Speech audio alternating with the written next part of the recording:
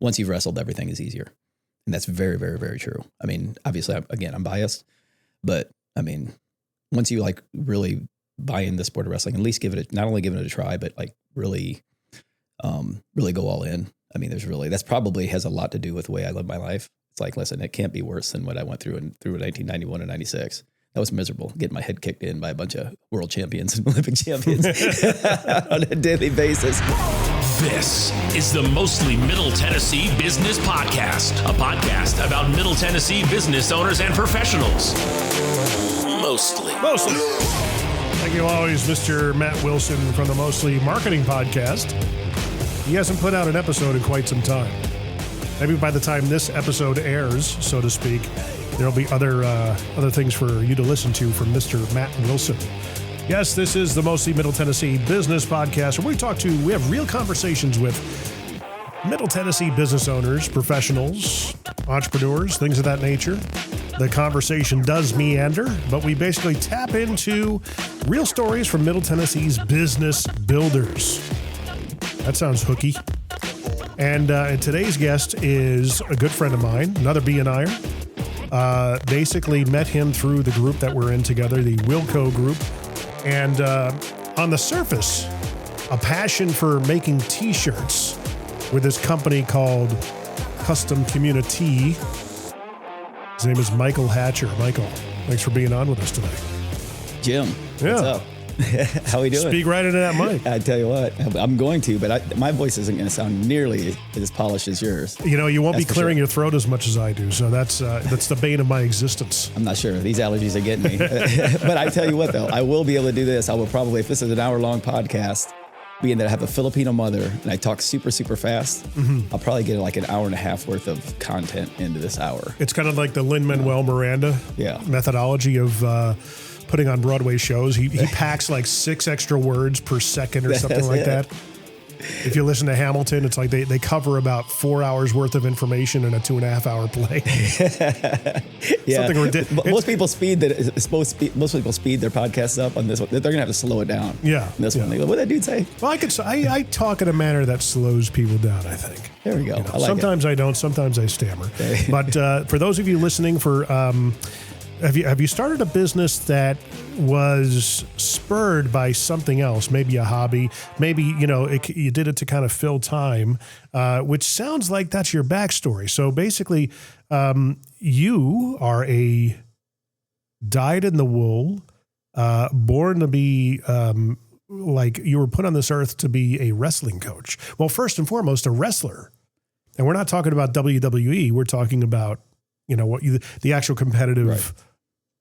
Dare I say, for those of you who follow the WWE thing, real wrestling. I mean, you could say real wrestling, but I am a fan of the WWE stuff, especially growing up. It was awesome. You couldn't say that. There's no way I could do. I mean, I'm telling you right now, those guys. What they put their body through? It's crazy. Yeah, no. Yeah. You ever see that movie with Mickey Rourke? It's called The Wrestler. Yeah. Oh yeah. It's very true to life, I guess. Oh yeah. Yeah. I mean, I've listened to like a lot of the, the podcasts and stuff like that here as of recent of, old wrestlers and stuff like that, and what they do and put their body through. And it's crazy. I had the opportunity one time in Vegas to meet Hulk Hogan and Terry Bollea, I believe is his last name. Was his last name. God rest his soul. Yeah. But just like you could tell, like he didn't really have the most firm handshake, but I didn't hold it against him. Right. Because he just looked like he was constantly in pain. Yeah. Oh, yeah. And he actually, most recently, a buddy of mine, his name's is Israel Martinez. He owns his Izzy Style Wrestling Club up in the greater Chicago area. They just started a wrestling league called Real American Freestyle Wrestling. And Hulk Hogan and Eric Bischoff, who is I think he's WWE, are big players in that. And Hulk Hogan kind of got that started out before, obviously, he passed recently. But they just had their first event. They got a couple other events coming up here. It's a great avenue for people that are like, basically post-college kids. Yeah. That post-college guys that are still wrestling. They've got a lot of really good money back in it. And yeah, so I mean, it's interesting that you bring up Hulk Hogan because he was a big part in getting this together. So it's a pretty cool deal. Which is funny because his story is not like he wanted to be a bass player. Yeah. in a rock band. And I think when Metallica lost Jason Newsted, or when he left the band, Hulk Hogan wanted it. I don't know if he auditioned or he wanted to. I know he wanted to. But before Robert Trujillo got the gig, Hulk Hogan wanted to throw his hat in the ring. Really? No pun intended. Yeah. Yeah. Well, I'm glad he didn't, because he was the Hulkster was. Me and my brother grew up like avid Hulk Hogan fan. Well, he was Hulk Hogan by this time. Yeah. When they parted ways with Newsted, that was, I want to say, early millennium. Yeah. So he was well established by then. He was, like I said, he wanted to be a rocker, and then somehow, wrestling found him. Yeah. It's kind of like, interestingly, your story in a way. I would imagine it's not exactly, coaching wrestling, not a lucrative business. I can't imagine, but you had to find something to supplement it. But they're both very congruent. Yeah, it was interesting. Like, because I went to college. I wrestled at the University of Iowa from 1991 to 96. We had a pretty successful team there. What was the WWF at the time? WWF back when it came. Were you a big fan of those guys growing up? Maybe did it feed into actually doing a wrestling program at the scholastic level? Well, I'm from Iowa originally. That's where I was born and raised, and it's like wrestler heaven, right? Yeah, it's literally the most popular sport in the state. I mean, it's crazy to say that, but it is. Yeah. So I mean, just wrestling in general. It's easy to find wrestling in the state of Iowa. So me and my brother started. I started when I was 5 years old. He started when he was 4, and then after that, we just kept wrestling. That's really kind of the way it worked, and all through high school, and then went on to college to do it, and decided to be a teacher. Became a teacher and a wrestling coach, because back then the only time I could really coach wrestling at the time, the only avenue you had to coach wrestling was to be a teacher at the time. So I knew I wanted to coach wrestling. I mean, and that was kind of the way it was, and so I graduated with a physical education degree from the University of Iowa, and got my first teaching job, first coaching job. Started coaching the high school level between the state of Iowa for 4 years, state of Florida for 6 years. And then I just got lucky after my 10th year of teaching that a group from Cleveland, Tennessee, was looking for a club coach. It's a straight up club coach. And so they hired me to be their club coach for their high school program. Well, basically I would run their kids program and their off season high school, middle school program. And that's when I started my custom community business, which honestly, I was just basically selling t-shirts for my dad. My father's been in the industry for probably going on 40 years now. So he's garment printing. Yep. So this is kind of how this whole spin-off. I've got a lot of different spin-offs. We could go into a lot of different areas.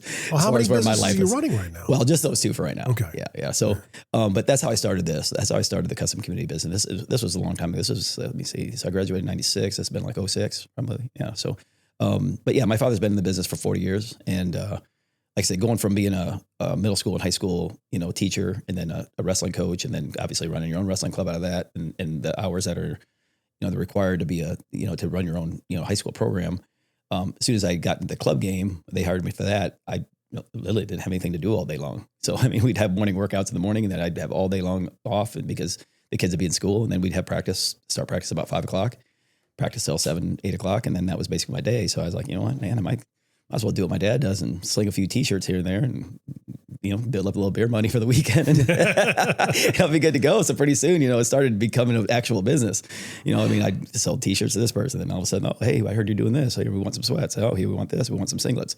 So basically, pretty soon, I'm looking at, man, I'm getting kind of busy here. So I ended up hiring I called her my assistant for quite a while. Now she's my operations manager. So now I've been doing really kind of this, I guess, hybrid coaching / apparel promotional products, professional way about my life ever since then, because after I started with that club, and I was in Cleveland for a couple of years for the club. And then the person that hired me was a head high school coach. His name is Heath Esslinger, really good friend of mine. He's still to this day. He got the head wrestling coach job at the University of Tennessee, Chattanooga. So he said, hey, I want you to come as my volunteer coach. And I said, okay, well, volunteer, I get it. But, how much is there going to be any money in addition to, the volunteer, quote unquote, volunteer part? I volunteer to get a paycheck. Yeah. He's like, no, we don't have money. I'm like, I'll tell you what, okay, I've been running a wrestling club ever since my junior year in college. I'd go to our wrestling practices at Iowa's wrestling practices. Then I'd get in my car and I'd drive back to my old high school, 20 minutes down the road, and I'd start running a kids club. This was as a junior in high school. Of course, I had a club all the way through. I was coaching high school at the time, so I knew how to run a wrestling club. And so I said, listen, just give me the facility at UTC's facility. I'll run my wrestling club out of there. And between that and my apparel promotional products business, I'll be totally fine financially. So I coached at the college level I was at UTC for 6 years, Grand Canyon for 1 year, Cal Poly for 3 years. So what is that? That's help me with my math. What, 8 years? 8 years total.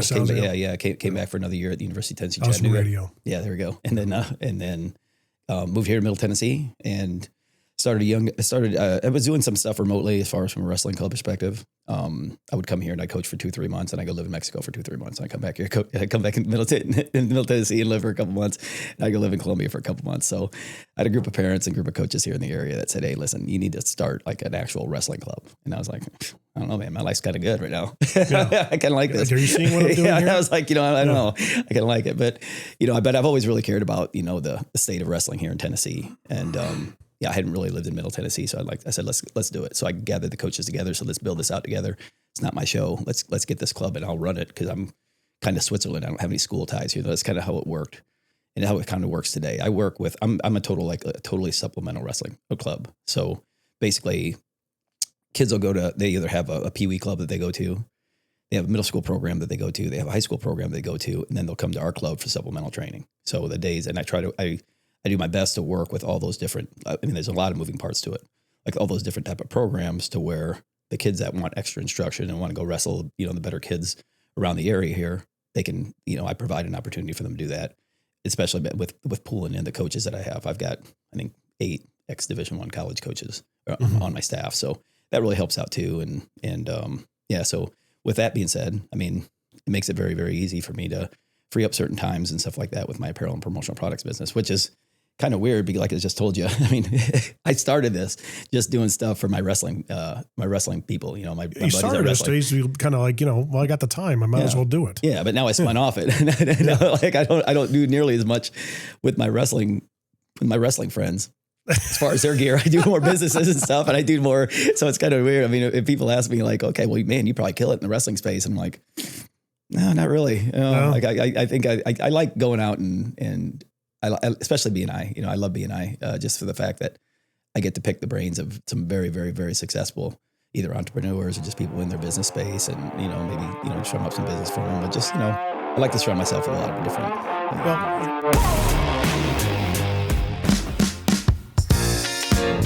I am Vinny Tavares. I'm the owner of Milltown Bikes, right in the heart of Columbia, Tennessee, on the square. And we're here to serve the community. We have bicycles from kids to adults, e-bikes, mountain bikes, road bikes. We run a repair shop. So I am the 3rd generation of this current bike shop. It's been here since the 70s. It's a historical building. It's an integral part of the downtown community in Columbia. We got customers here coming in and talking that they got their very first bike here.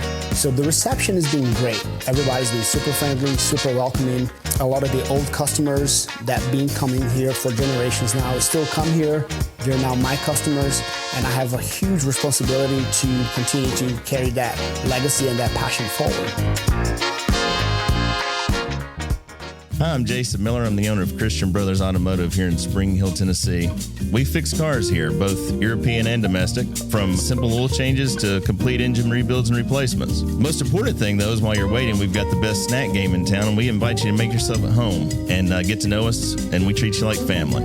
We're located right across the street from Walmart on Highway 31 right here in Spring Hill. Let us know that you heard about us on this ad, and we'll give you 10% off your next oil change. So stop on in and see us in downtown Spring Hill. Do we even have a downtown in Spring Hill?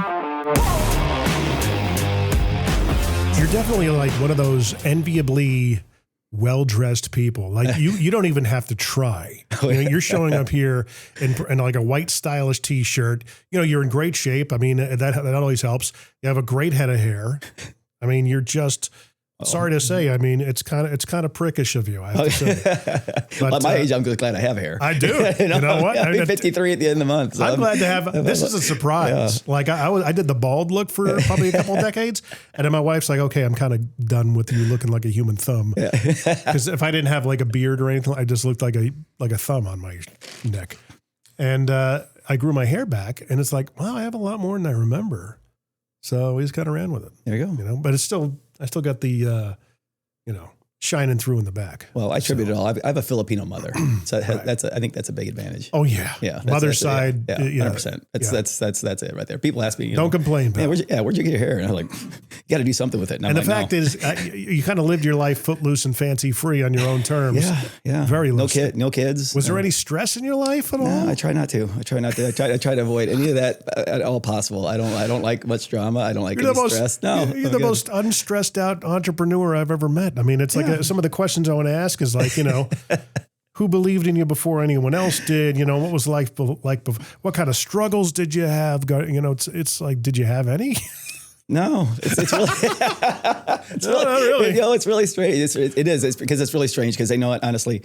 Because I think with most entrepreneurs, but looking back at it though, of course there's always been struggles with everything, but really, I mean, like when most people start a business, it's a pretty big investment right off the jump. You have to invest in this, invest in that, whatever your thing is. Me, and the way our business works, I never really had to do that. At the time I was getting a decent salary being a club coach, so really it was like I was just playing the house's money. Okay, you want some t-shirts? Yeah, no problem. I'll order them from him. I know how much I have in the t-shirts. I know how much I'm going to pay the screen printer. Okay. And I'm going to give them to you and you're going to pay me this. And then you're going to give me, and I'm going to have money on top of that. No problem. I don't have to make any sort of like serious, like legitimate, like investment to where I'm stocking a bunch of stuff and buying machinery and equipment and everything else, or taking out a small business loan. I've never taken out any loan. And same thing with the wrestling club. I mean, my investment on the wrestling side when I started the wrestling club was really all the time and effort and everything that I did for free, on the front end. Like when I started this Young Guns Nashville, that's the name of my wrestling club here in Nashville. So it's called the Young Guns Nashville. And just like I said, it's a supplemental club, but you can only supplement if you have really good relationships with, the coaches and, really a lot of the parents and stuff like that in whatever area you're going to get, you're going to start out. And so, the apparel promotional product side, I already had relationships with these people in the wrestling community. So it was very, very, very easy.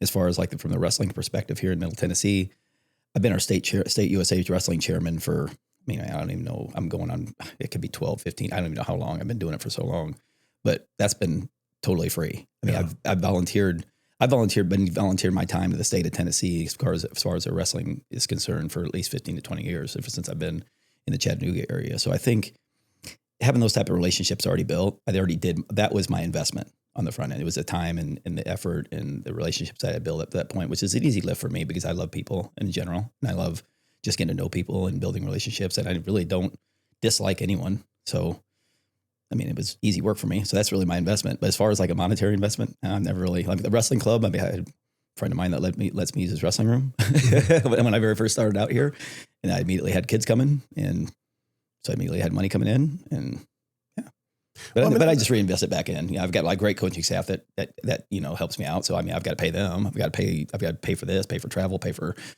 sanctioning fees. There's a lot that goes into it too. You ever watch The Office? The TV show? I've never really watched it. No? I know. Well, I wish I have. There's an episode where they're later in the series, probably, I don't know, season 7 or 8. And there's a character named Robert California, played by, James Spader. And one of his things that he likes to do is wrestle, like in his apartment, because he's like, to him, it burns more calories than like a 30-minute stint on a treadmill or a bike or something like that. He says, you could burn more calories in 10 minutes than what you do in 30 wrestling. Yeah. Is that something that is maybe taken hold? Are you finding, not just with kids, is that something that like adults can do in terms of for that purpose? I'm pretty sure it is. have you thought about maybe making it a workout class in a way? I'm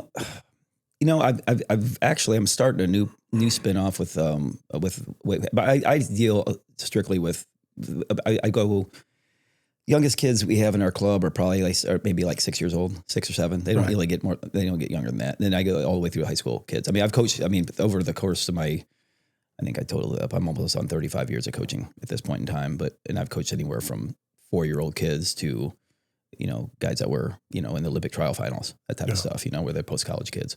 So but now I'm more focused on like I said, the youngest kids I think we have in the room are like 6th grade or like 6 years old, and they go all the way through high school seniors. as far as like adults, we'll have some adults pop in and stuff like that. But as far as getting back to what you were talking about, as far as it being a workout, I mean, of course I'm biased, but I mean, I don't think there's anything harder to do than wrestling. I mean, that's why I don't do it anymore. I'll be 53 years old at the end of this month. And that stuff hurts now. So I have a lot of younger coaches that are in there. I still show technique, and I still, get down the mat and work with them, and that type of stuff. When it comes to combative wrestling, no, I'm good. My neck's jacked up, my lower back, my knees are, is it an impact sport? Yeah, I would say that probably the most common injuries in wrestling are definitely your neck. I mean, there's a lot of pulling on your head, right? And there's a lot of neck. Everybody's gonna have some sort of neck injury, but if they wrestle and sustain their career for a little while, knees are bad, shoulders are really bad too. I mean, and so it takes its toll for sure. And plus, it's just one of my friends who's ended up being a world champion, and he's actually our head coach of our United States wrestling freestyle team right now, but Bill Zadek, he said it perfectly. He said wrestlers, when they're training, they have to be the best. They have to be the fastest runner because they do a lot of running. They have to be the best weightlifter because weightlifting is such an important part of it. They have to be the best wrestler. They have to be the best this. They have the best nutrition. There's a lot of different aspects to it. And even you look at the MMA world right now and where that's going. I mean, the wrestlers are doing really, really, really well in it as far as like a base in that whole mixed martial arts community. I mean, wrestling, it's been pretty much out there multiple times that's the basis of that's the best base to have in MMA. So as far as adults doing it, we have some adults that we'll have adults that do jiu-jitsu, and they need right. I was going to say jiu-jitsu. They would need to work on the takedowns. They come in, they practice with our club and stuff like that, and they're really, believe it or not, they're really super far behind. Like our better high school kids. I mean, they'll just work these guys that are they're grown men that are doing jiu-jitsu, but then they start getting better at it. It's just it's a skill that you just got to continue to polish. And I don't do it anymore. I'm good. Right. People ask me all the time if I wrestle anymore. I'm like, no. It's like being playing in the NFL at 50. I don't want my neck hurting for 4 days in a row. It's crazy. Yeah, it's kind of funny because you have, a movie that came out, I don't know, several years ago called Here Comes the Boom. Oh yeah. Have you seen it with Kevin James? Kevin James, yeah. And that was I believe it's a true, it's related to a true story. Like that actually happened. They obviously rewrote it for the screen, and a lot of the actors in it are actually MMA guys. Mm-hmm. Joe Rogan's in it, of course. Yeah. But Kevin James's character was originally a high school wrestler. Yeah. And you see him in this first match, he gets into the wrestling pose to take on his opponent and gets knocked out in 5 seconds or something like that. Yeah. But it's kind of odd that there's a lot of other ways. This is my theory on it. At my age, there's a lot safer ways to get in shape and keep in shape than to go and go to wrestling practice. I mean, there just is. Dude, at my point in life, I just want it to be fun. Yeah, I lift weights and do yoga now. That's what my fitness schedule revolves around. I started doing Tai Chi, and I can't wrap my head around it. I've never tried Tai Chi. Yeah, it's I probably need to take some in-person classes before I do the online thing with the app. Yeah. Just to get the moves down. I don't mind it, but I'm like, most of the time I'm figuring out, okay, what did he say to do? And I got to put my hand like this. And I'm trying to figure out all the poses and, I'll do this and pretending you're holding a planet and blah, blah, blah. Okay. I maybe I just need to take a class or two. Yeah. But, I forgot to mention that this show is powered by Christian Brothers Automotive, or rather it's from the Christian Brothers Automotive Spring Hill Studios, powered by Muletown Bikes. Okay. And the reason why Muletown Bikes, I actually had an e-bike that we're kind of working on here. My philosophy is to ride the e-bike to make it more enjoyable, because I too just got into my 50s, but not in the shape that you're in. But it's I want to look for something that's just I look forward to do. I want to do it. Yeah, I think that's the key. Yeah, that's 100% the key. And I think I don't mind biking right now. I hate going up hills. I don't mind doing it, but it's just not fun. Yeah. So if I had the extra pedal assistance, I could still have consistent output, but it doesn't knock the crap out of you by the time you get, that just makes it unenjoyable. Yeah. Is that just a way to look at it? You think? No, I honestly think it's great. I mean, because people ask me what I do to far as my fitness regimen and stuff like that. I'm like, listen, that's kind of up to you. I really enjoy slinging kettlebells every other day, and I really, really enjoy yoga. I've been practicing yoga for 15 years. I've got some studios and instructors around the Middle Tennessee area that I really enjoy taking their classes, and I'm very, very regimented when it comes to that part of my life. And those are just two activities that I really enjoy going. I love going and knowing the fact that I'm going to go to the Soho House and lift some weights, and then I'll go sit in the sauna. And I'm a big sauna guy. And then I know that on Tuesdays and Thursdays, most likely, or Fridays, and Fridays and Saturdays, or if I left about 3 times a week, I'm going to go to a yoga class, and I'm really excited to go. I mean, that's just. And if the more you're excited that you are to go to exercise, I think the better off you are. If you're like dreading going, I mean, and I tell the kids at my wrestling practice at the same time, the same thing. Listen, you've got to be excited about coming to practice, because when you're not excited about coming to practice, and I mean, good luck. It becomes work too. This is it's way too tough of a thing to do if you just don't want to do it. So you've got to find the thing about wrestling that really excites you. Because that's the one thing that, I mean, I'm just very, very fortunate. I like fashion. I like, hooking people up with really cool polos and t-shirts and hats and stuff like that. So I really love that part of my business, of my apparel promotional products business. I like seeing them very, very happy in the stuff. Like Andy Giulio orders all of his stuff from me, from Jump Remedy. And he's like, he loves wearing his jackets and his hats and everything, because they look great. And it's the same thing with the wrestling portion of it. I mean, I literally don't think that at work. Right. And actually, a lot of my friends will agree with me. Yeah. but I mean, okay, me going to wrestling practice is not work. Here the thing is, when you do most of your workouts in the morning. Yes. Okay. Yeah. So what time are you getting up to go?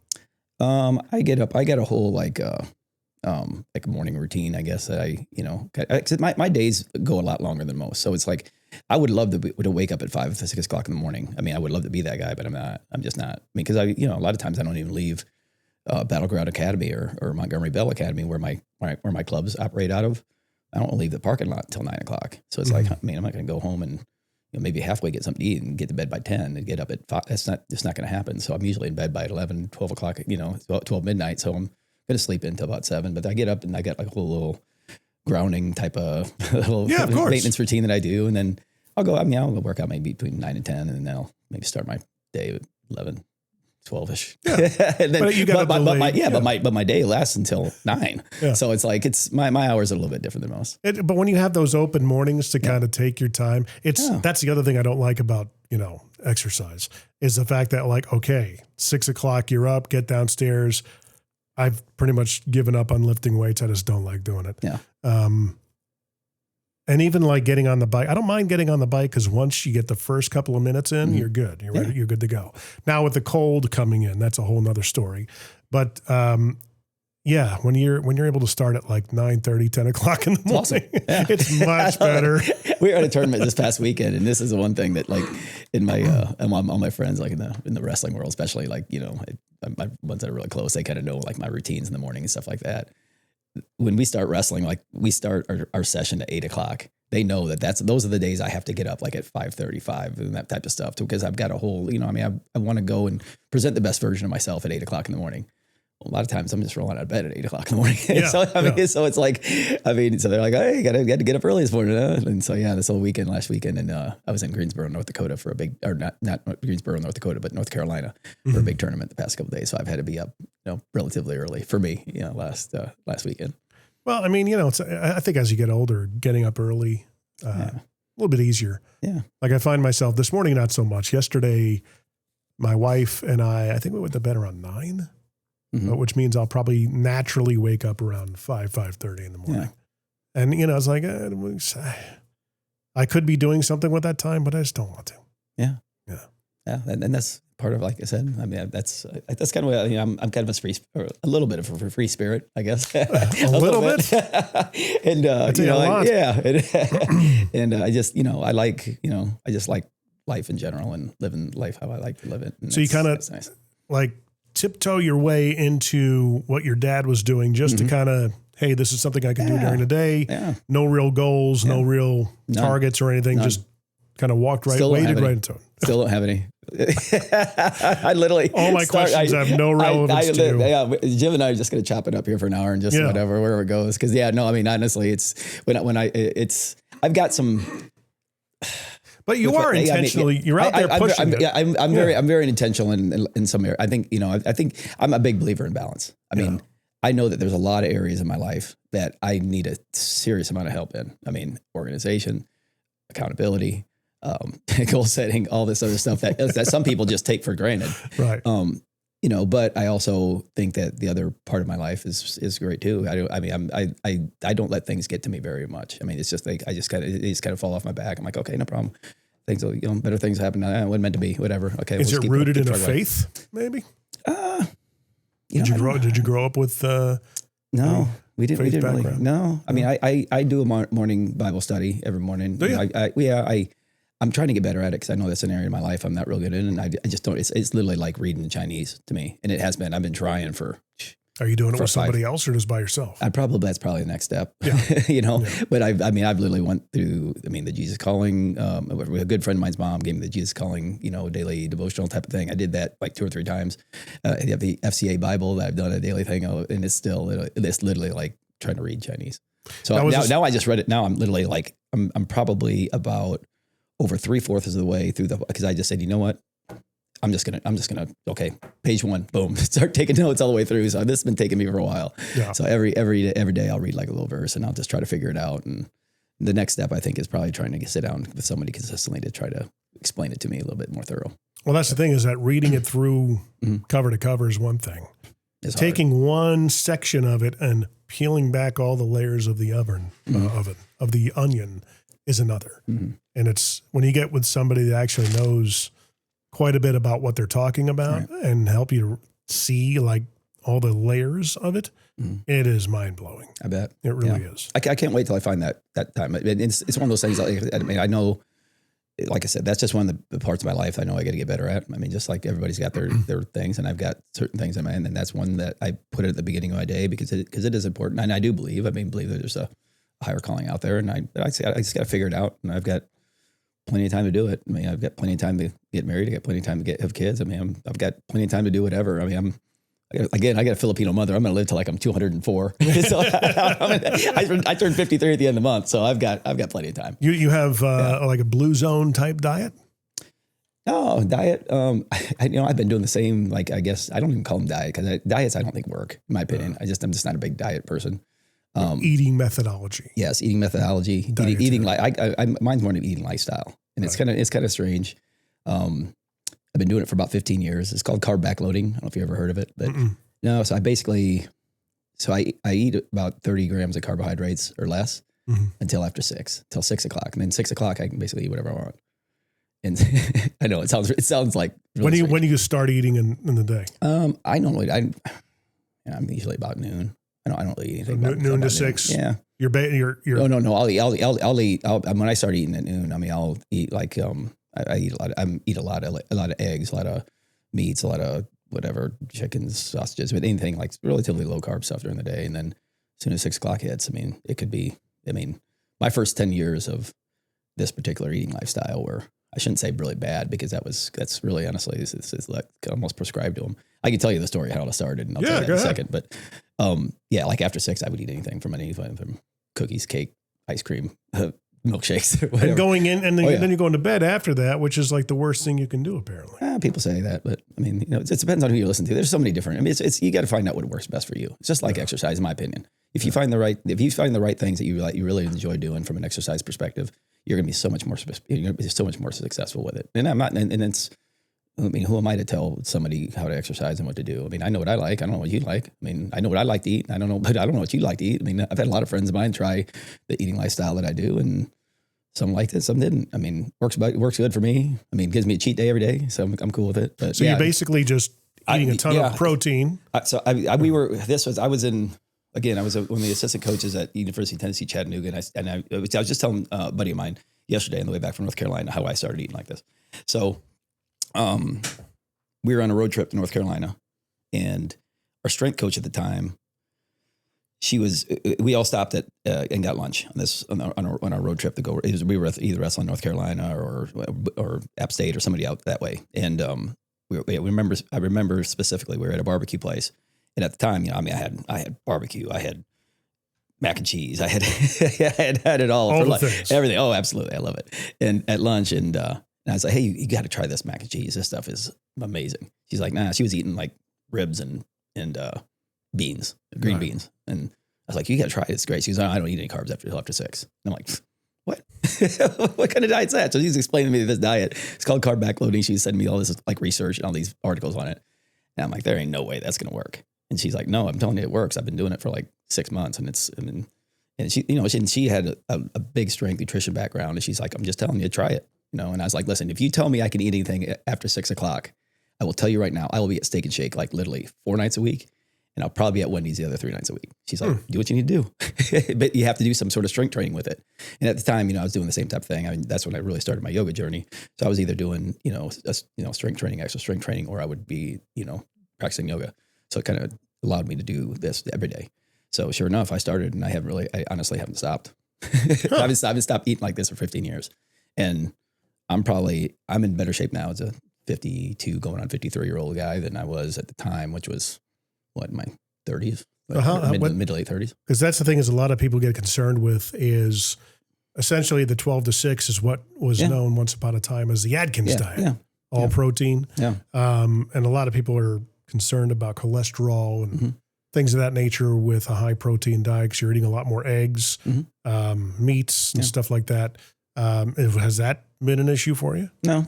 I think, Again, and I'm not a scientist at all. The people that I listen to that I've gotten kind of, help with from a nutritional perspective, whether it's, it could be somebody that I follow on YouTube, or it could be like a good buddy of mine, like Mark Lobliner, who lives this lifestyle. He's a professional bodybuilder and big in the nutrition space, whether it's him or whoever. I think you can find somebody that's going to either validate what you are doing or somebody that's going to knock what you're doing. Right. As long as you feel you're feeling good. I've been doing this for 15 years. So if it's going to be a cholesterol issue, if it's going to be something, I would have. You would know by now. I flopped dead 7 years ago. If it was really bad for me, something at this point, and I've never been healthier, so it's obviously working. Yeah. And again, and I'm big on just balance in general. I think I'm really disciplined, as far as what I eat during the day, and then after whatever time I enjoy my life, and maybe I stop. Maybe I'm finishing up my second, third bowl of cereal at 10 o'clock at night. Yeah. I don't know. Who knows? I don't know. What's your go-to cereal? Oh, shoot. Are you kind of like a throwback to us when we were kids? I try not to keep cereal at my place just because I know that I'll eat that before I eat, before I do a protein shake or before I do like fruits. Cause I've kind of started cleaning up a little bit of my after 6 type of, stuff here probably in the last 3 to 4 years. But, when I go to Aldi's, if you go to Aldi's much. Oh yeah. And like the Aldi's finds where they have like these like cereals that only come out for like 6 months. Like right now I'm currently in this like blueberry type of whatever thing that just like randomly it's like special edition. I'm like, Count Chocula was my jam. Man. I got to try it. So yeah. You had blueberry and frankenberry. Yeah. I remember. The berries. God, I love those. Yeah. So yeah. So it's just, right. Yeah. So it's, or I stopped at Buc-ee's on the way home, on the way out to North Carolina this last weekend. So what'd you get at Buc-ee's? Oh, the brisket sandwiches. I got one still in my fridge, and on the way back, and I got then the wrestler that I was riding out there with. He said that the gummy bears were really good. So you ever get the beaver nuggets? Yes, those are amazing. Those things are like cereal. Oh, it's crazy. Yeah. I'm trying to think. I've obviously got a sweet tooth thing is my problem. Me too. It's a big time problem for me. Yeah, it's a problem. But at least I recognize it. Not really doing much about it, but at least recognize it. You don't really have to. You look fantastic and you're healthy. I appreciate that. It's, for me, it's like I got to. Now, I'm going to throw this disclaimer out there. Anybody that's listening, if anybody's listening to me whatsoever, don't figure out your own stuff. Go do your own research. Figure out what works best for you. This is what's worked best for me. And you know what? I think everybody should do some yoga, but it's not for everybody. Well, I've always heard about like, when I hit 40, I had a gentleman tell me that, well, it's all downhill from here. And I was like, okay. It's funny because I refuse to believe that. Yeah, it's just a number. I looked at it as I actually got into really good shape around that time of my life. Yeah. And then I got a CPAP once upon a time. And that, dude, I swear, 20 pounds instantly. Oh, wow. Just packed it on. Oh, yeah. Really? It was weird. Yeah. And I was like, why in the world would that happen? And you remember Dr. Bajoy John? He used to be in our group. Sleep doctor. Oh, yeah. Funny guy. Yeah. And my wife kind of scoffs at this idea, but I'm like, what you think about it, it makes sense. When I would sleep at night because I had sleep apnea, I think your body was burning calories because it's in like crisis mode, trying to keep you alive.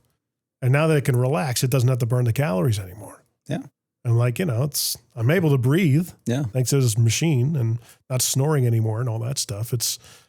That's my theory. Because I mean, it literally happened as soon as I got that thing. Really? Oh yeah. Wow. Yeah. Yeah. I mean, like, again, I do my best to try to educate myself. Cause again, I think that I'm 53 going on 33. Yeah. I mean, I refuse to, I'm obviously physically going to age. I think that's just natural, but I refuse to like mentally age. I still think I like a lot of my really good friends are still like in their late 20s, early 30s. Yeah. I've got to have a surrounding. I mean, look at what I do for a living. I run a wrestling club. I didn't think you were 53, dude. I thought you were maybe early to mid 40s. Oh, well, thanks, man. I appreciate that. But I hang out with kids all day. I mean, that's what I do. I teach anywhere from 7-year-old kids to 16-year-old kids. So it's like. I think I refuse to think that I'm even remotely anywhere close to my age. So are we even going to be talking about printing T-shirts? Sure, or we? Sure. I actually love it because people think they talk to me and they know I'm a wrestling coach. They know how passionate I am about it. I'm passionate about the sport of wrestling. I'm passionate about helping kids with wrestling. I'm passionate about volunteering in wrestling. I've literally spent 30 years of my professional life, just making the sport of wrestling better in general. And also I know I can make, I could, if I were to go down the road of getting married and having children, it would be, it'd be great, man. Awesome. I'm still game. Absolutely. But if I came to the position where maybe I met someone that didn't want to have that, in their life or they already had them or whatever the case may be, listen, I've done my impact. I've literally impacted the world in hopefully a positive way, hopefully positive more than negative, for the last 30 years, with the coaching side. That's great. But, so they would never understand like the passion that I have for the other profession that I have with, with the apparel and promotional products. And I look at it more, it's not, whether I make them a really cool t-shirt, that's not going to make or break, them as a person. It doesn't impact what I do on the wrestling side is coaching a 10-year-old kid and navigating his life for the next 8-9 years to where I'm vouching for him and trying to get him into colleges and trying to impact him that way. Me selling a business, couple dozen sweatshirts isn't going to make that kind of impact, but I also really enjoy it.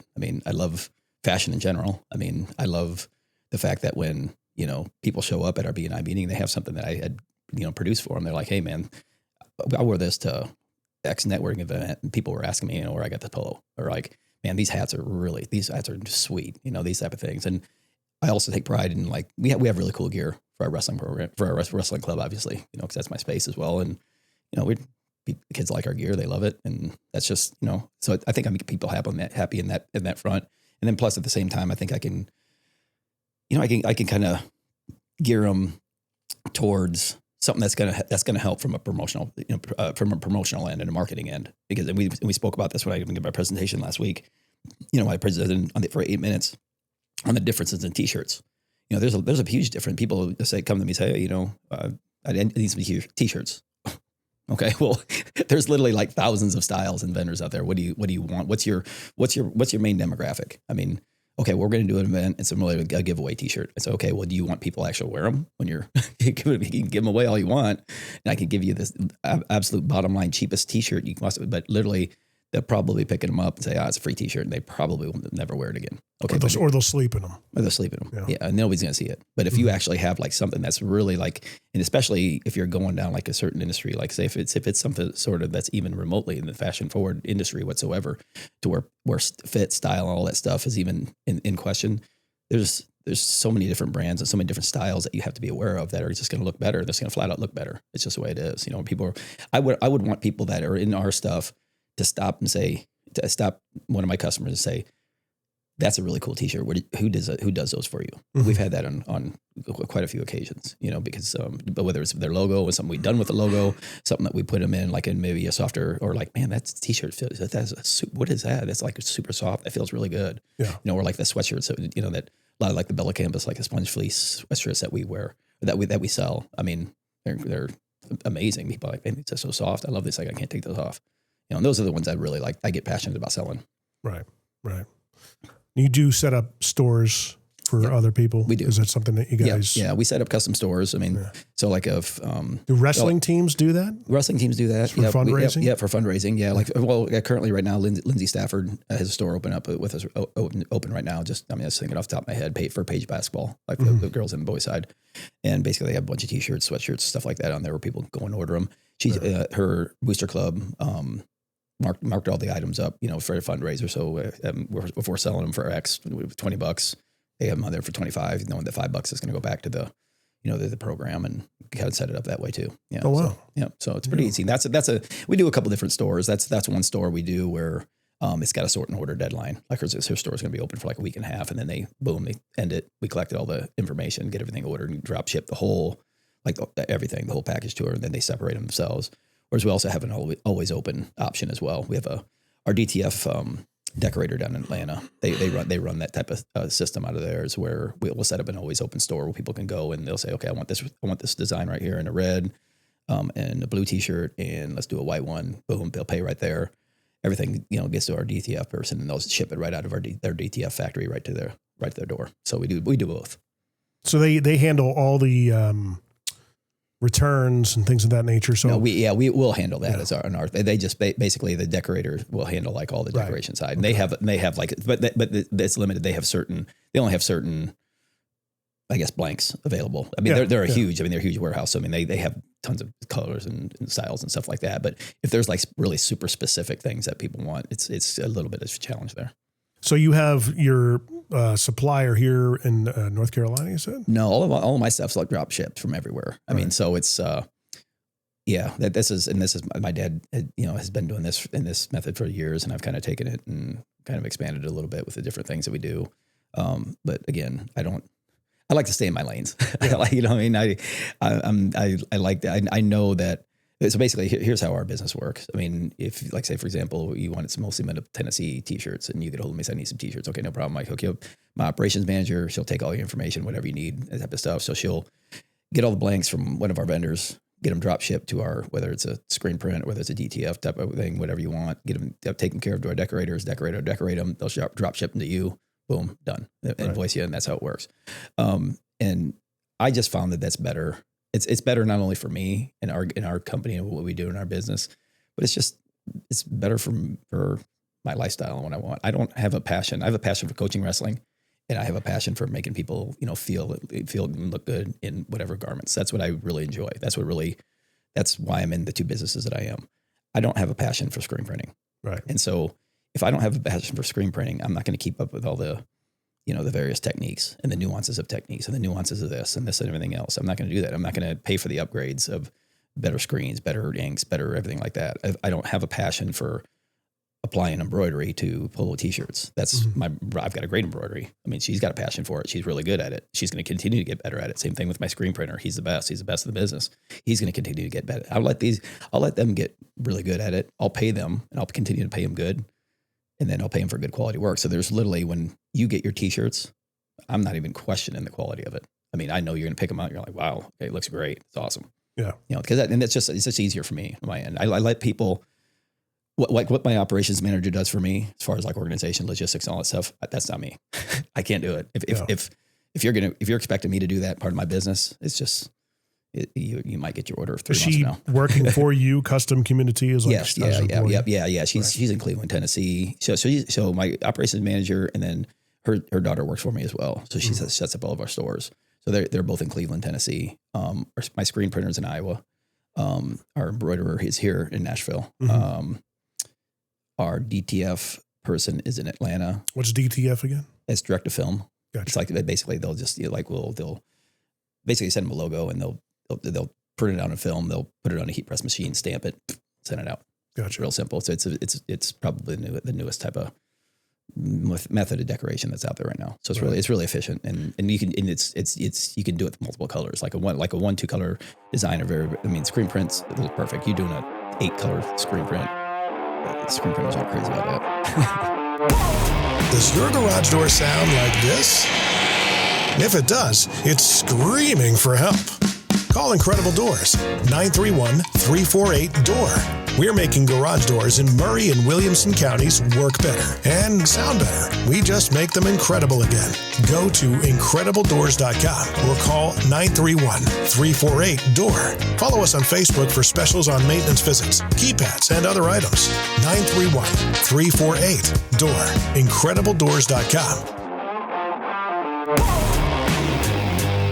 What's a business like what should they be thinking about? I always tell businesses that, they need podcasts and media production, basically kind of borrowing from something Gary Vee said many, many years ago, that realizing your business is a company that produces media first, because that's how you're going to survive into the next 2-3 decades as the internet takes over and you need to be more visible, and it's elbow grease intensive, so to speak. Not really just buying radio commercials or TV ads. You actually have to put the work in and build your Instagram and so on and so forth. Is that similar of a principle to, would you say, apparel? Like, what would you encourage a business to think about, especially when it comes to monetizing that as a revenue stream? Not just for marketing or swag, but if they were going to buy some shirts, then resell them. Yeah, it's like, for a podcast to do it, it makes sense because you're developing a fan base. Right.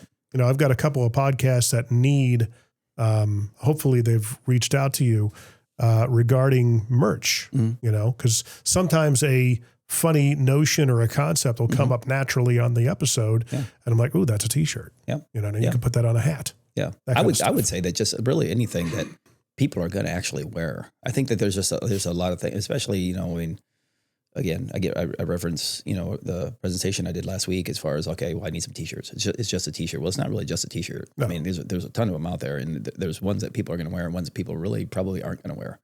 And so I would strongly suggest whether you got it, because people are going to pay. The one thing that we found out, especially with, we deal with, we basically deal with all the brands that anybody that like myself, we basically order them from the same place. If you're not getting stuff from China, you're getting them from the same place. Yeah. So we get them through the different vendors, which all of our vendors, obviously, like I said before, drop ship them, all our decorators, and the decorators drop ship them to our customers. Works like that. So it's either SNS, Sanmar, Alpha Broder just recently come out last year with SNS. So it's basically all the same type of warehouses you're getting them from.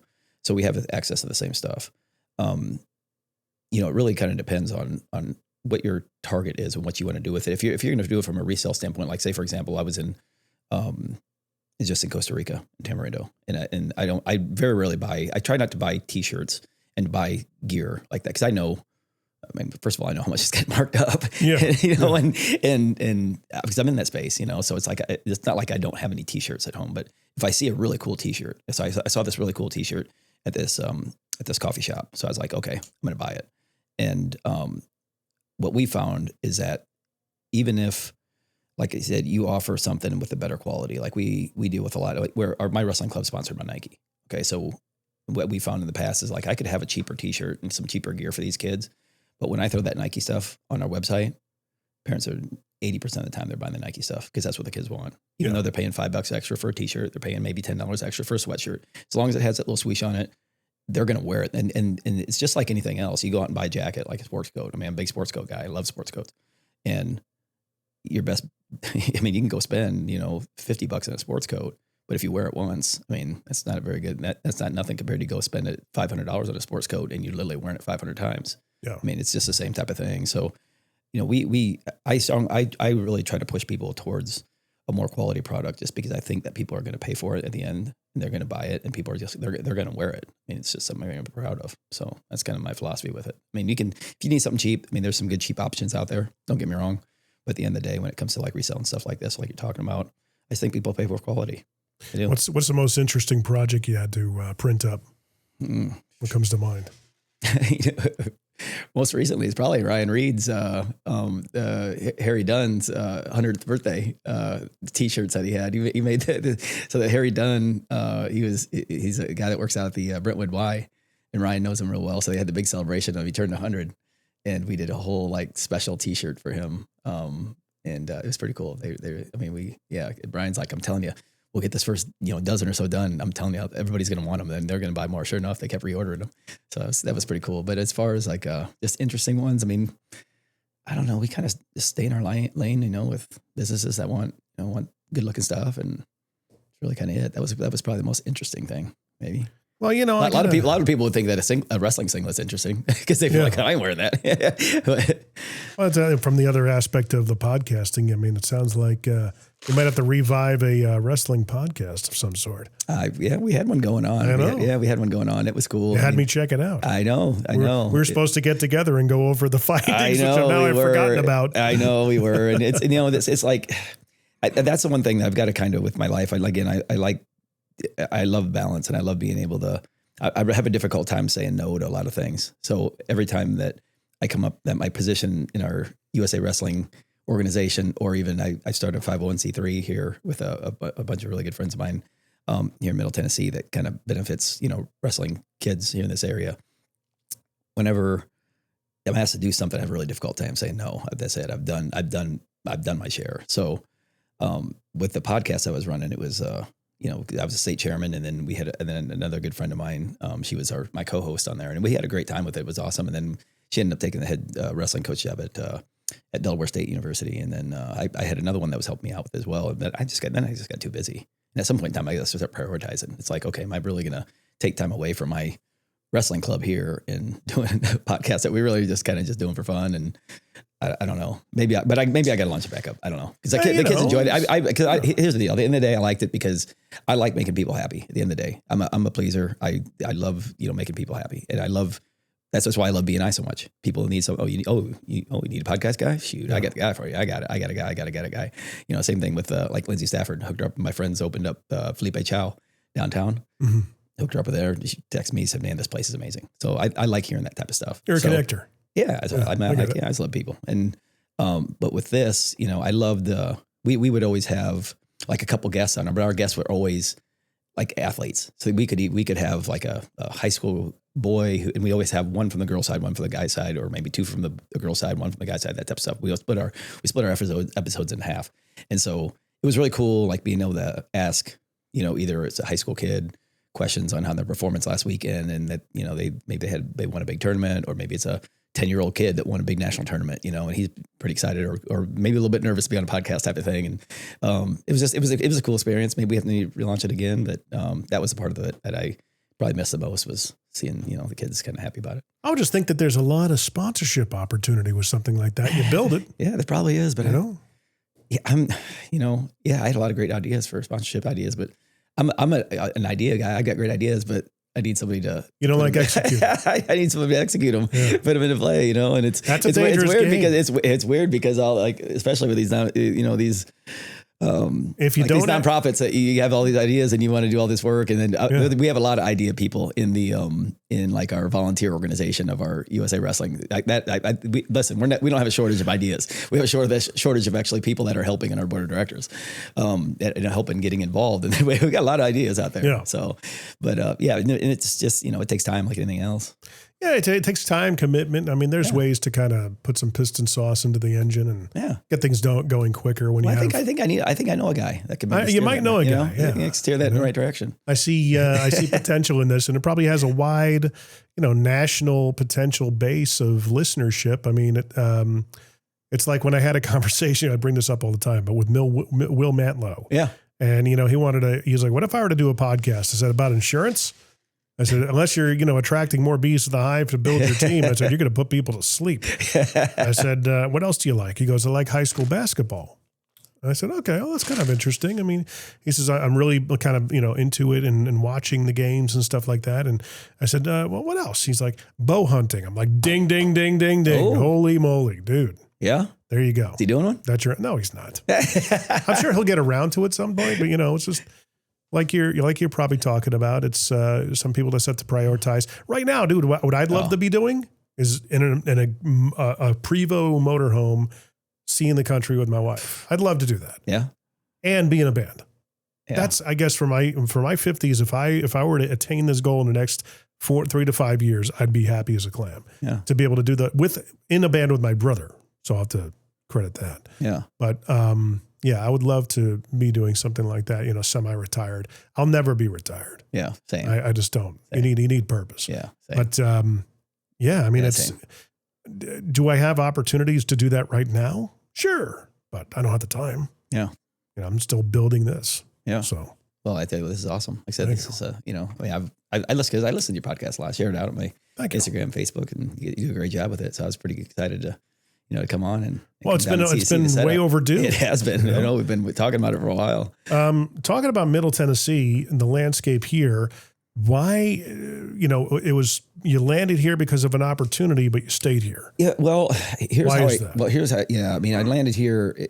I honestly didn't land here with an opportunity. I came back. I was coaching at Cal Poly for 3 years, and then I decided to come back and take the head assistant job at the University of Tennessee, Chattanooga. So I came back to Chattanooga again for 1 year, and had a great year of that. COVID hit, and I think it was just a time probably for me to get out of college wrestling at the time. It was a good spot to do it, and honestly, I just became a nomad. Yeah.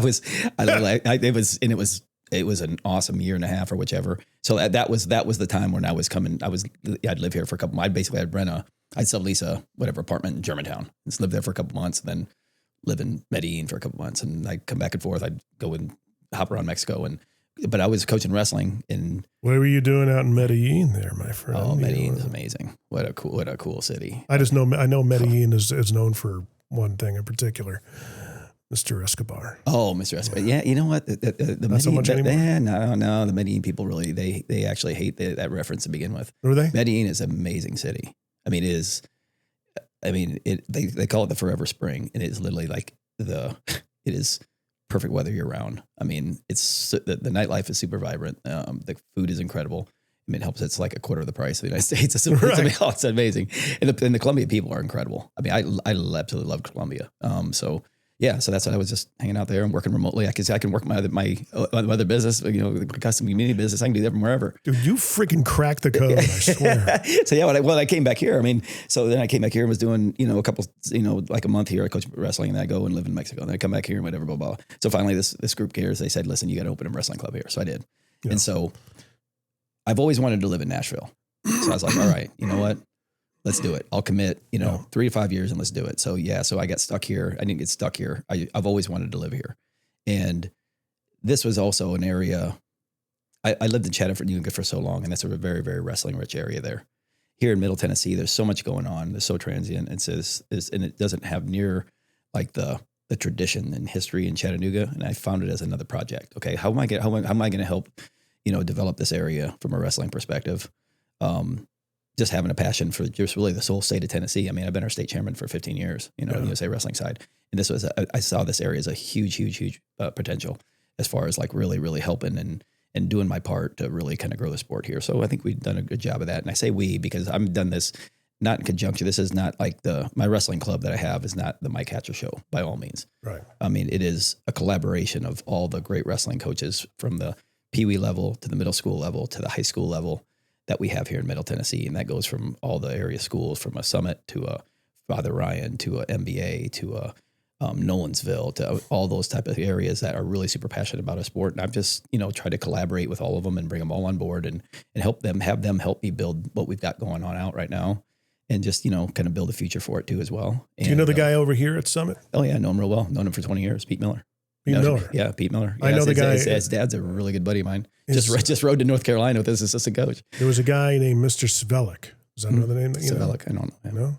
No? Mm. He has a lot, maybe it's middle school over here at Spring Station. Okay. But hell of a teacher. Yeah.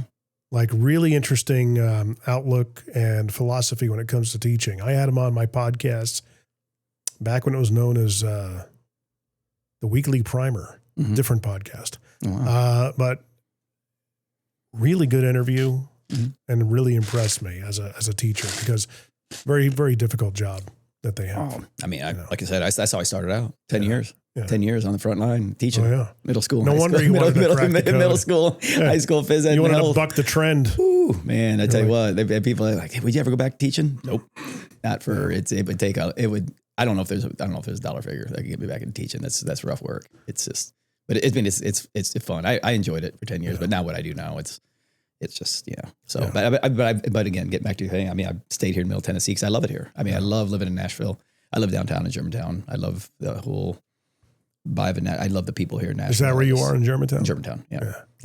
So it's a nice place. It's great. Love Germantown. I knew a friend of mine did a video for her back in 08 or 09. The cupcake collection, Mignon Francois. Do you know her? I don't. Do you know the business, the cupcake collection? It's in Germantown. I got to go find it. It's cupcake. It's a cupcake it's shop. Damn good cupcakes. Cupcake collection. I will be there to visit here very soon because that's like one of my vices. Down the street from Monell's. Oh, I'm surprised you haven't heard of another them. one of my vices. Yeah. Monell's is. I'm really surprised you haven't heard of them because they're a very notable business. I knew her back when she was starting up. Really? What a story. My goodness. Yeah. Huh. She's such a cool person as well. Hopefully she's listening and she can, there you go. Give us a comment or a like or something like that. Yeah. And like I said, I'll be there to buy some cupcakes. There you go. That's it for sure. Yeah. If your business disappeared tomorrow, what would you want people to remember? On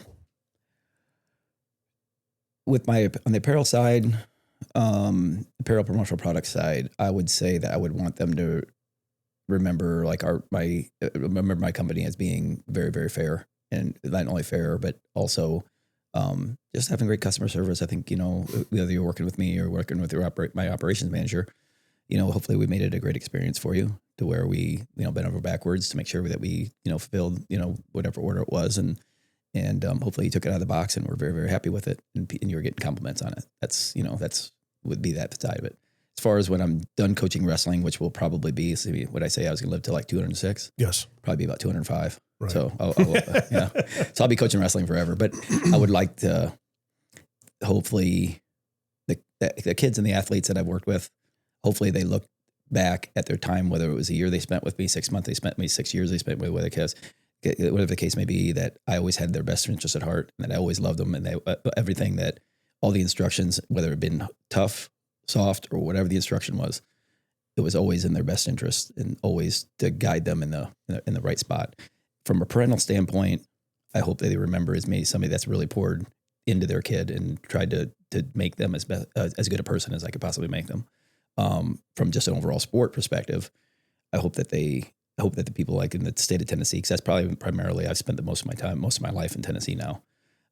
They looked at me as a person that's always tried to do what's best for wrestling and try to grow the sport of wrestling here. And just hopefully my passion for the sport kind of exudes out there to where hopefully it's contagious and hopefully people jump on board and understand how great of a sport it is. And that I've always had the sport really kind of, this has really never been a job for me. It really isn't. I mean, I do well with it and it's great, but at the end of the day, I want the sport to thrive here in Middle Tennessee. What's a wrestling metaphor that's profoundly connected to life in and of itself? Anything come to mind that you guys would tell the kids? Oh man, when life puts you in a headlock, something like that. I don't know. Well, I mean, my college coach at the University of Iowa was Dan Gable. I mean, and if anybody, I mean, he's arguably the greatest, not only wrestling coach ever, but I mean, you make an argument over any sport. I mean, he coached for 25 years and won 25 Big Ten titles and won 21 national championships. 25 years coaching. Yeah, so he's like literally widely considered like one of the greatest coaches ever. So I was very, very. Is he like the Nick Saban of wrestling?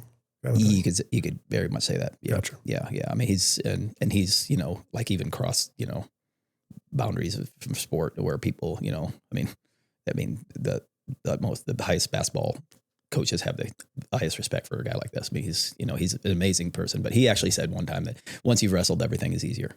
And that's very, very, very true. I mean, obviously I'm biased, but I mean, once you like really buy in the sport of wrestling, at least not only give it a try, but like really go all in. I mean, that's probably has a lot to do with the way I live my life. It's like, listen, it can't be worse than what I went through in 1991 and 96.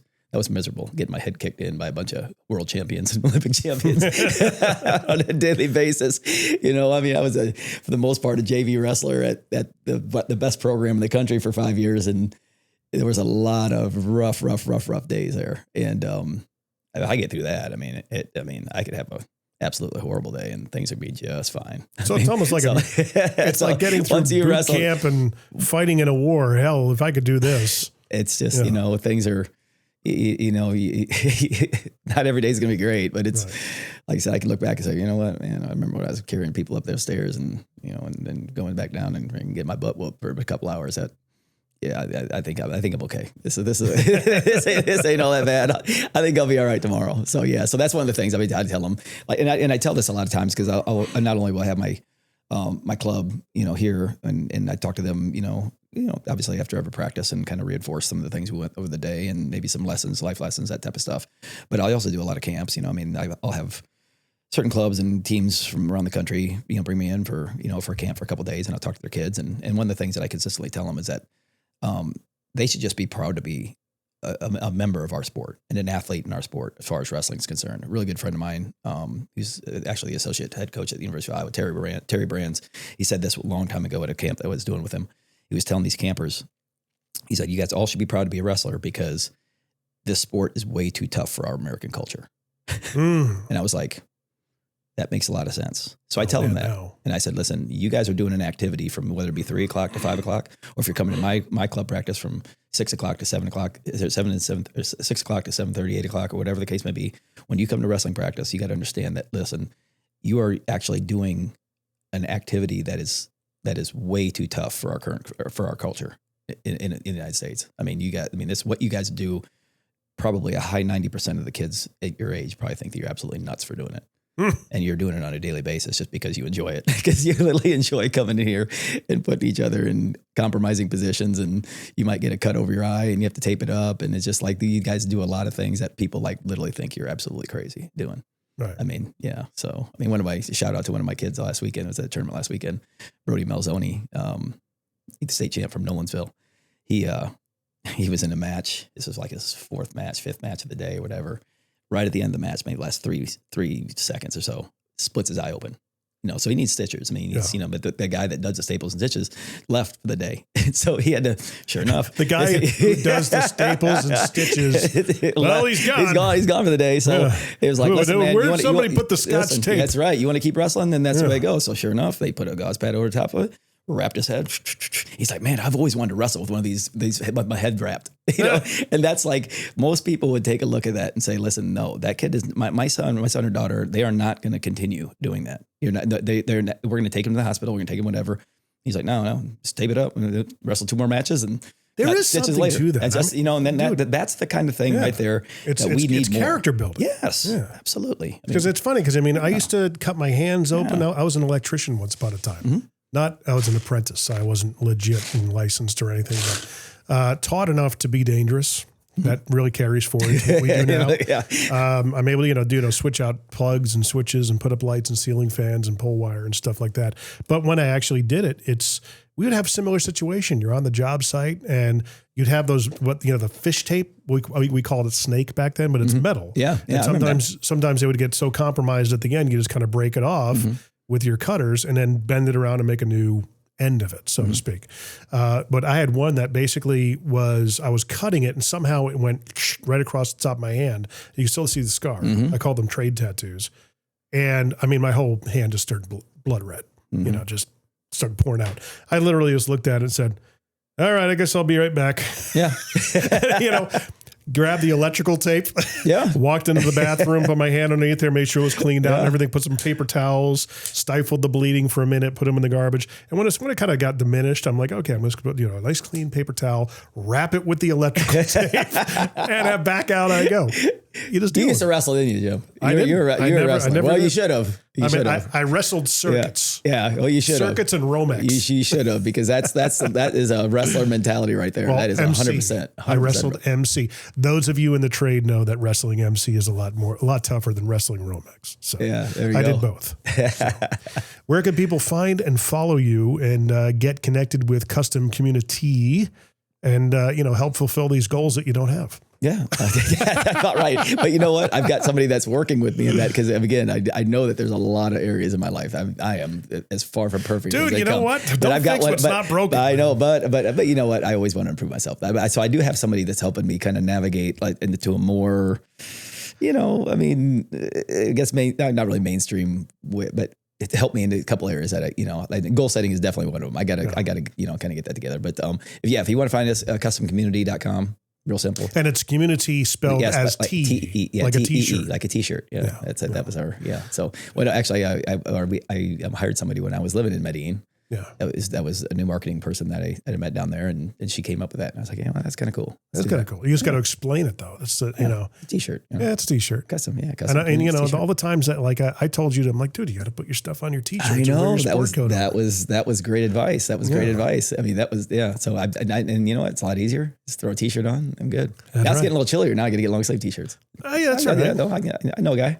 Do the hoodie and sport coat look. That's a look. Yeah, it is a look. It is a look. Yeah, I don't know about that one. I'm not sure if anything with the wrestling side. Like, do you have? Do you have like a website or social media regarding that? Yeah, Young Guns Nashville. Young Guns, like the movie, and then Nashville.com is the website. And of course, we're on Instagram, Facebook, everything like that. So same thing with Custom Community. We're on that too as well. I mean, Our Young Guns program. We're an affiliate site of they have two original sites, which is one in Iowa, one in Pennsylvania. I mean, it's arguably the most successful wrestling club that's put together in the last 20 years. Yeah. Good friends of mine run those, and they talked me into slapping an affiliate down here on the Nashville side of it when I was thinking about doing a club here. So it worked out pretty well. There you go. Yeah. So we got a good one. Well, there you go. For all those things, you, of course, as always, look in the description of this particular podcast. We'll put all those links down there. I want to say special thanks to our studio sponsor, which is Christian Brothers Automotive of Spring Hill. Shout out to Jason Miller and those guys. Nice. If you need your car repaired, make sure you're checking those guys out down here in Spring Hill. He's got a pretty solid snack game. Going on over there. So Christian Brothers. I'm Christian Brothers Automotive, and I'm real partial to that too. One of my best friends is a head wrestling coach at Christian Brothers High School in Memphis. Nice. Oh wow! Yeah. So I saw a lot of those Christian Brothers Automotives out in Memphis when I was out there spending time. Yes, absolutely. It's a good organization. It's a good one to send your car to. You can see actually our lights on the one down here in Spring Hill too. We got our lights on the outside, and of course powered by Muletown Bikes. Powered by for more than one good reason, because they're one of the best e-bike outlets you can look into right now, especially being an Aventon dealer. If you've seen those ads on Facebook, which I have, if you're looking into getting educated about e-bikes and things of that nature, and maybe just kind of want to test ride one, they have some test ride events going on from time to time. But either way, check those guys out. And of course, everything can be found at mmtbp.com. for the links and all that good stuff. Michael, thank you for coming on. It's way overdue. Yes, we'll have to do this again sometime. Absolutely, Jim. Thanks so much for having me. Absolutely. All right. I wish that people would actually learn something. I don't think they learned anything. It was a good conversation. Yeah. They don't learn anything about goal setting, that's for sure. Sometimes it just happens. Thanks a lot for having me. I appreciate it. Absolutely.